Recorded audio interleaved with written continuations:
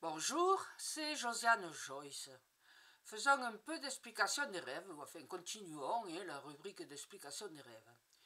Bien évidemment, vous faites des rêves parfois qui ne sont pas sympas. Ce sont des rêves de cauchemar, d'angoisse, voilà.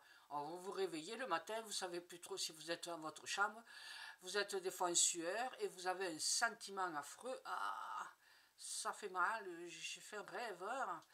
Alors, si vous l'avez oublié, c'est pas grave. Si vous voulez conserver vos rêves pour les apprendre et les expliquer, vous notez tout de suite sur un carnet ce dont vous vous souvenez. Et si vous avez vu un rêve cauchemardesque, je sais pas, la terre qui tremble, des immeubles qui vous tombent dessus, des aliens qui attaquent, mais on ne les voit pas, mais depuis, on voit les vaisseaux qui tirent sur la foule en bas, la mer qui engloutit la ville où vous habitez. Voilà, ce sont des rêves de cauchemar. Alors bien sûr, ce n'est pas de la prémonition, hein, je vous ai déjà expliqué, les rêves prémonitoires, ils sont extrêmement rares, très rares. Et ne faites pas coller vos rêves à la réalité.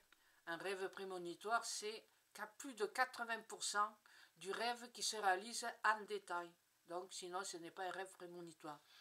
Mais si vous avez un rêve comme quoi, une explosion, un tremblement de terre, le bateau qui coule, tout ça, vous êtes en mauvaise posture, ça signifie uniquement que vous ne savez plus où vous en êtes dans la journée.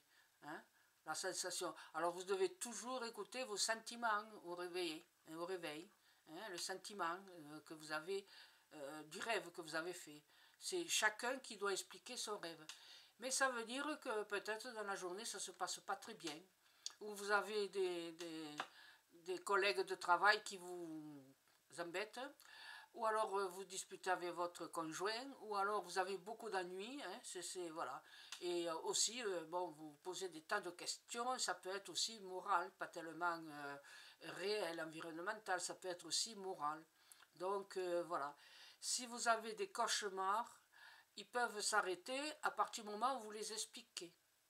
Et oui, quand on rêve de choses récurrentes, eh bien, elles arrêtent ces choses récurrentes quand on a réussi à trouver l'explication, qui peuvent remonter à l'enfance, qui peuvent remonter à une émotion négative qui vous est arrivée, quelque chose de négatif, un drame négatif, enfin un drame affreux que vous avez intériorisé de façon négative. Donc ça peut peser sur votre subconscient et vous faire faire des rêves pas très jolis, quoi. Voilà, d'accord? Voilà ce que c'est que de voir l'apocalypse ou des drames dans vos rêves, des cauchemars qui vous réveillent avec une très mauvaise sensation.